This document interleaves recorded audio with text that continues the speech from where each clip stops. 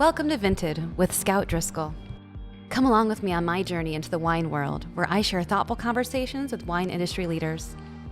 Get ready for marketing insights from branding and design to sales and social media, and the answer to the ultimate question: what moves wine?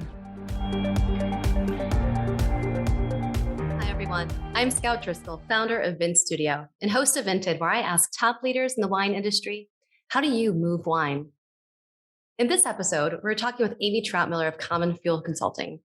But before we talk to Amy, I'd like to start with a quick sponsor message. This episode is brought to you by Vint Wine Branding and Design, where rich storytelling meets smart design. At Vint, our studio goes beyond the label, guiding wine brands through strategy-rich branding and packaging evolutions. Our work with Cooper's Hawk has helped them grow the nation's largest wine club with over 450,000 wine club members. What makes Vint unique is our complete lack of ego, our all-women team, and our 20 years of experience building consumer brands across industries. You can learn more about Vint at vint.studio. And for a free label audit, just email me at hello@vint.studio. Today's guest is Amy Troutmiller, founder and CEO of Common Fuel Consulting. She's a career beverage professional with experience spanning 25 years in multiple facets of the industry. In her current role, Amy uses her expertise and intimate knowledge of the three-tier system and operational efficiencies in food and beverage businesses to help others succeed in an industry rife with regulatory and financial hurdles. Her company, Common Fuel Consulting, works with clients across the world, from restaurants to wineries and e-commerce. CFC focuses on advisory and business development, but also includes a recruiting division, hospitality architecture, and a brokerage partnership. Common Fuel is a go-to resource for opening and scaling businesses in the world of food and wine. Welcome to the show, Amy. I'm so glad you could join us. Thank you so much for having me. Of course. I'm so excited to have you. Amy and I have worked together a number of times helping some of our winery clients look at everything from their cost of goods sold and how they're selling their product to where to source their wine. So I'm just really excited to have Amy on the show today and discuss how we move wine and how we help wineries grow and evolve. Amy, I really think that at the end of the day, Common Fuel and Vint have a really similar mission. It's always about helping our clients grow. I'd love to learn more about how your business, Common Fuel, helps kind of energize companies that are feeling a little tired or don't know where to go next, how to grow, or gives a fresh perspective to new clients as they're beginning to go on their journey. Yeah, absolutely. No, I agree. I think our companies complement each other in a lot of ways, which has given us the opportunity to work together, which I love. Yeah. Yeah, the one common thing that we find in wine businesses is that most people who get into this area are very passionate, and I love working with passionate people. So it's not for lack of caring or lack of trying that people find themselves in a tough spot. It's just a really hard business to be successful in. There is, I don't know the exact, phrase, but it takes millions of dollars to make pennies in the wine business, right? So, most people recognize that they need some extra help a little too late, unfortunately. They have that in their line of sight and are really open to it early on, which is great too. But with any business, it always helps to have an outside set of eyes. I think people who understand things that can bring new ideas to the table are a great asset.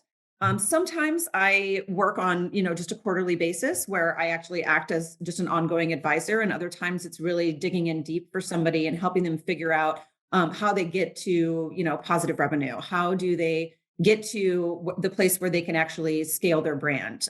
Maybe it's a growing vineyard where they're selling off some of their juice and they'd like to create a second label, or they'd like to start bottling more, but they need to open the wholesale market in order to do that, and what that looks like, and help guide them to increasing revenue and to also, bringing their dream to a reality. And it's very exciting to be part of this business. Yeah. And it's just so amazing to watch you help steer the ship for so many people who are really operating in almost like 6 different industries at one time. Someone once told me, they're like, being in wine isn't just one business. Like, you're a farmer, you're a distributor, you're a chef, you're all these amazing like individual components. And I think that people often get themselves into the industry for one passion, but they don't realize how many hats they have to wear from beginning to end when owning a winery. I mean, just the logistics of it all is such a headache. So it's a lot of hats to wear, and so many small teams out there who are working and doing everything, which is awesome. Yeah, I'm so glad they can reach out to you. I like to think about how wineries begin to expand. And one of the things that you do I find so fascinating is help wineries identify new markets for their wine. And it as somewhat layman when it comes to distribution, I think it's really fascinating how many hurdles there are in terms of where people can distribute, how many states, how they're allowed to ship, et cetera. Mhm. But in terms of choosing what the right markets are for a winery to move into, like how do you even go about that? It's a really individualized process. So this actually is a incredibly common need in to the point where the brokerage partnership division of my company is actually getting ready to split off and be its own entity because we just have a lot of need in that specific area. So we have a team that's built there to help facilitate that for wineries, both foreign and domestic. But the biggest thing is, most people, especially when you're talking about an international winery, they think about the US and they go, oh, we need to be in New York and Miami and Chicago and, Vegas. And I can't tell you how many wineries I work with where their top market is Minneapolis, St. Paul, or Wow. Raleigh, North Carolina, or Cleveland. And so you have to think about it both from the goals of the winery. How much product do you have to sell? Is this going to be an allocated product where every market is only getting one pallet of wine? Or do you really want to grow and you want to find a market where you can start with 3 pallets the first year and move up to 10 pallets, in every single market within a few years? What does that look like? And that informs it a little bit. It also is that, quality to value ratio. What's the price point? Does it hit above that price point? Is it, priced well for what the data shows us is, popular and is easy to sell into specific markets. If you have wines that are going to be wholesaling for that $15 to $20 mark, there are some markets where that can't be a by the glass price point and on premise, just because people don't pay more than $10 or $12 for a by the glass at a restaurant, save for a few of the fancy places in town. If you have volume that you want to move and you're in that price range, then yeah, you are looking at those A and B markets really to be able to increase the sales capacity. But there's, things that, lots of resources that we have access to, and also a lot of previous data that you can look at and see what are growing categories. And then, I am fortunate to, have some databases on hand that allow me to look at what is already in the market. So if you're a Napa Cabernet producer, you may not want to go somewhere that every other Napa Cabernet producer already is. Like let's find you a few markets that maybe isn't as saturated of a category, and you can actually carve a path for yourself because there isn't as much competition. But at the same time, you want to make sure that there is also demand for that style of wine. So there's a lot of things that go into it, but I always recommend to people, don't just think about the big cities, especially the small wineries. You don't have to go there first, right? Let it be a natural progression, but really focus on the places that you can move what your goals are to move in any given year. I love that. It's so fascinating to me how in tune you are with the operation side of things. I like to think of Vint as a very kind of in the nest marketing team where usually it's before product launches or as we're beginning to like refine a brand, that very internal reflection. And when it comes down to it, branding and packaging is so critical, but it means nothing if you're trying to sell it to the wrong people for the wrong price point, or you're trying to sell, a wine that's too old or a wine that is, Mhm. it flooded the market with everyone else. So it's really exciting for me to hear how you guys begin to think about piecing that whole piece of the Yeah. puzzle together towards the end. Speaking of puzzle pieces, I think, one of my favorite things too about you is that you're a real like P&L and cost of goods sold master. Like I can look at a client and say, okay, you need to call Amy. What are some common pitfalls when it comes to like understanding, you know, your costs and understanding how to make sure that you're hitting the right profitability for wineries that you see time after time after time? Yeah, absolutely. I definitely spend way too many hours staring at spreadsheets. I can't say it's my favorite thing, but I am glad that I have the knowledge to help others. I would say one of the biggest mistakes that is made, I mean, at least 50% of the time when a winery is starting off, they think about that first vintage, that first bottling, and what do they need back from that wine to break even or to make a little profit. And they think really just in the micro sense about, making their initial investment back or just, turning over the product from those early days instead of those few steps ahead. And so when they're looking at their pricing, typically they're selling just direct to consumer, whether that's in a tasting room or on a website or, within their, local area. And they're not thinking about 5 years down the road when they're able to have 10x capacity of their winemaking and want to go wholesale. They're not leaving any margin there for that. And it's really difficult once people get comfortable paying a certain price for your wine to all of a sudden have that bottle price double or increase by $20 or even 20%.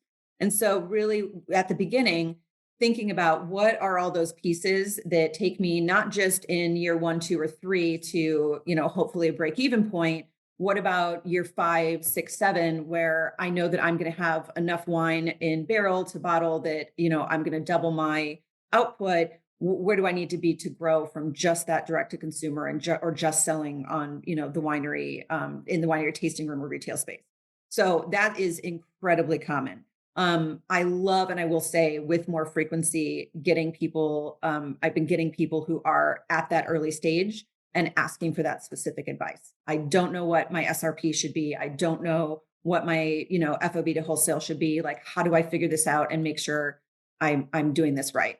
Because it hurts to take a loss when you're trying to build wholesale relationships. So that's one component. I also think that a lot of times we don't take into consideration just the natural, cost of goods increases and, standard rate of inflation and the fluctuation that can happen with everything from, gas to move things, even on your own vineyard property, to the price of bottles, to your capsules, like all of those things. And so early on, I always recommend allowing yourself a little buffer in your forecasting for those fluctuations. And then lastly, I think that, so many people are trying to do everything themselves, running that small operation, and the finances can be a little bit messy and neglected. And I typically, when I'm doing just an analysis for finance or pricing or just a, full P&L analysis and recommendations for growth, I usually tell people it'll be about, 3 weeks for the whole process. But a lot depends on me getting the information I need to do my job. And every single time, save for 1 or 2, they don't actually have all the things, in order. And so I recommend that early on, that being, have an accountant or have somebody else, that second set of eyes on your finances. Like I mentioned earlier, my quarterly advisory services, that type of thing, just because it's so easy to lose track. 100%. You have to know what your costs are to know what everything. Yeah. 100%. So this summer I just did the Goldman Sachs 10,000 Small Businesses program, which is kind of like a micro MBA for business owners. And they had a whole financial seminar and I was like, my books are so clean. Like even as a design studio, I'm like, I am a spreadsheet wizard. And then I got under the hood and ended up reclassifying every expense over the last 5 years because my accountant didn't know what they were doing. And I was like, wait a minute, hold on. It's like, it is so easy when you're operating, you're wearing all the hats to kind of forget that you have to not only have a second set of hands on your books, but also have the time to even double check those people who you bring on board and make sure that everything's being filed correctly and et cetera, et cetera. So I feel you with that one. Yeah. Another thing I really like what you guys do is the fact that I think you mentioned that you had a client who wasn't even like in the wine industry, who just wanted to start an e-commerce site to sell wine, and how profitable and turnkey that can be, and how you guys can really help with everything from like, what wine should we sell to, how do we acquire customers and retain customers and get them back?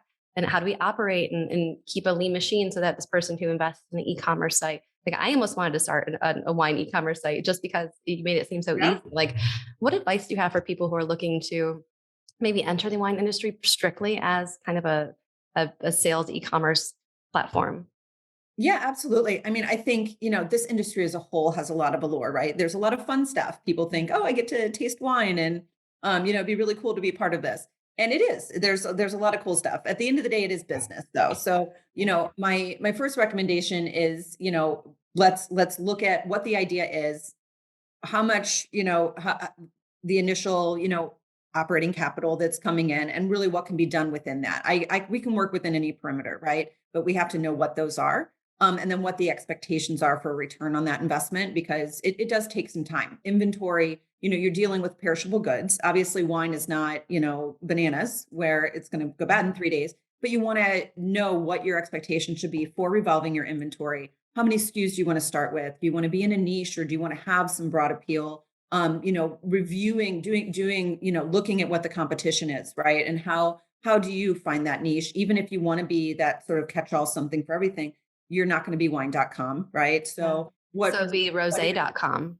there you go. Are you gonna? I'm gonna check GoDaddy right now and see. I know. There's no way that's available. Coming soon, rose.com, owned by Scout Driscoll.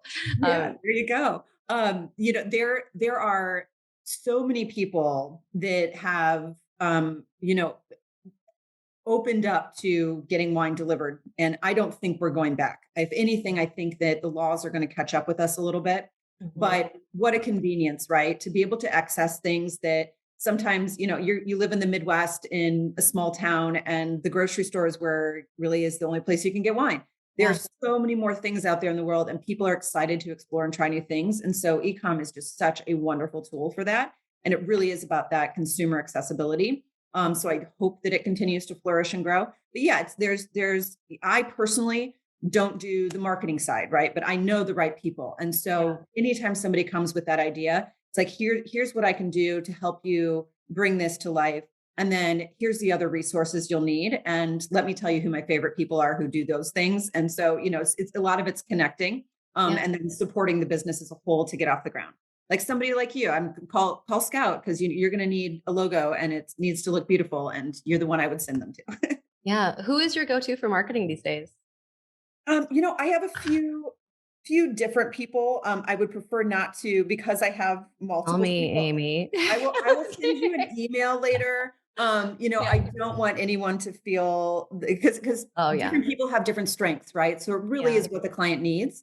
And I want to match them with the person whose strengths complement that. So absolutely. Yeah. And also, like, it's so interesting when you've developed your Rolodex of go-to, amazing people, and you're like, don't everyone flood there at once. They're for mine. Wonderful.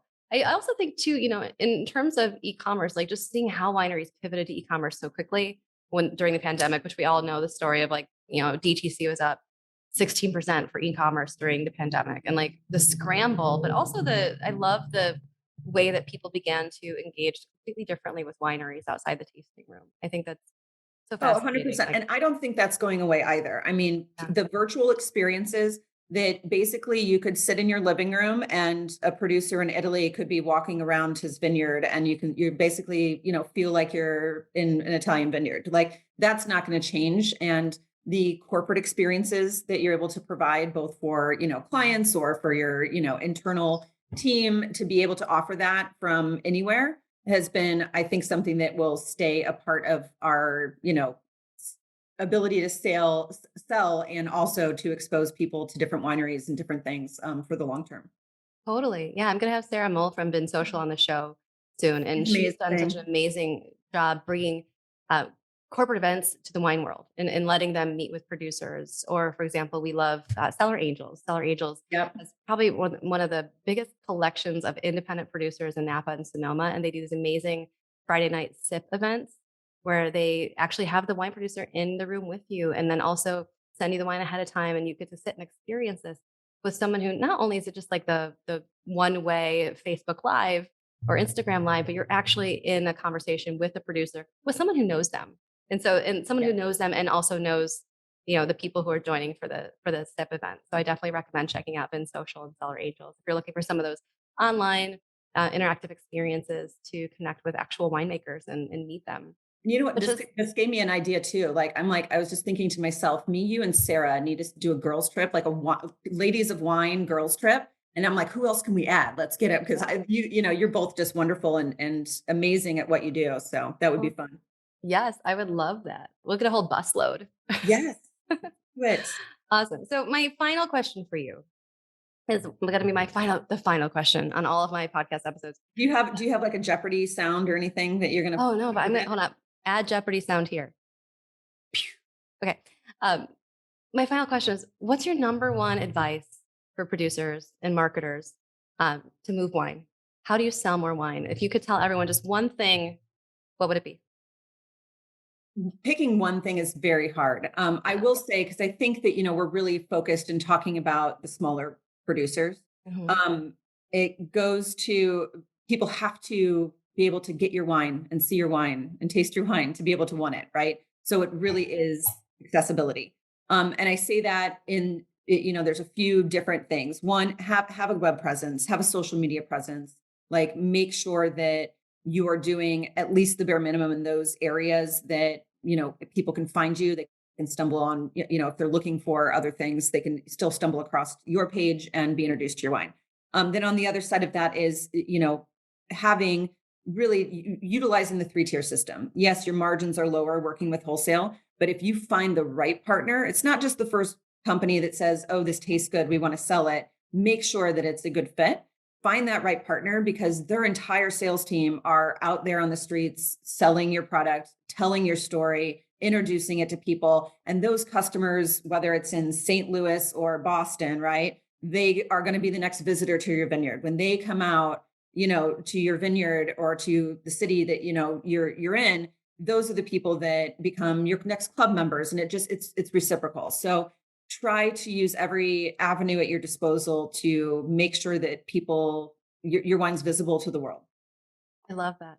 It also highlights how important packaging is because when you are involved in Oh that my 3-tier gosh. So yeah. system and you're not in the tasting room or you're not on your Instagram, like making sure your packaging sings and tells that story and brings that authentic experience to life in the palm of their hand. Yep.